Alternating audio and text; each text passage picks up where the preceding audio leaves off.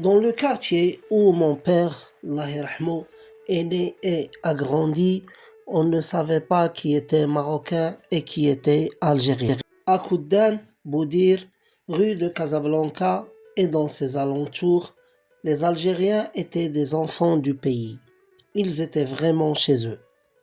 Au déclenchement de la révolution algérienne, beaucoup d'entre eux ont rejoint le FLN qui luttait pour une Algérie indépendante. Le FLN, le Jibha, avait l'appui de tous les Marocains, en commençant par le roi Mohamed V et le prince Moulay Hassan, Rabbi yarhamhum. Après l'indépendance de l'Algérie, beaucoup d'Algériens ont choisi d'aller vivre dans la nouvelle Algérie enfin libre. Mais aussi, beaucoup sont restés à Oujda, dont une grande partie a acquis la nationalité marocaine. En fouillant dans des documents que mon père, Allah yarhamou, m'avait ordonné de détruire peu avant son décès, avec sa permission bien entendu, j'ai trouvé une lettre que son ami algérien, M. Agha Mohamedine, professeur au collège Amir Abdelkader à Benissaf, wilaya de Tlemcen en Algérie, à l'occasion de la mort de mon grand-père Sid Ahmed, Allah yarhamou, en 1971.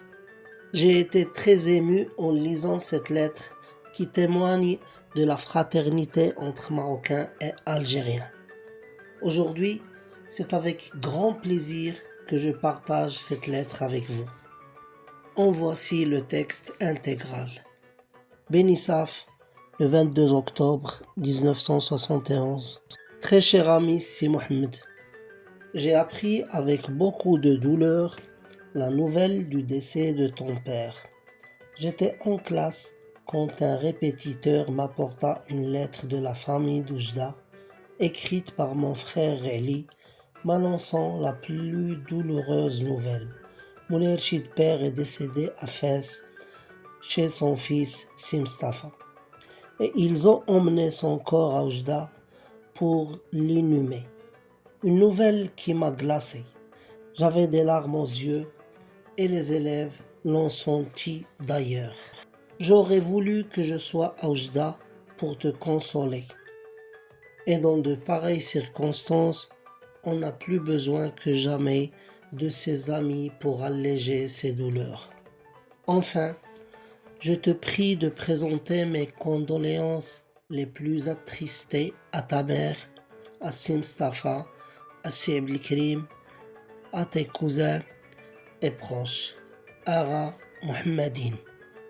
Après avoir lu cette lettre plusieurs fois, j'en ai parlé à mon père, Allah yarhamou, qui m'a dit que M. Agha Mohamedine était un grand ami à lui. J'ai essayé par la suite d'avoir des nouvelles de ce monsieur, mais en vain. À la fin de cette vidéo, j'aimerais vous remercier d'être resté jusqu'à la fin. À bientôt.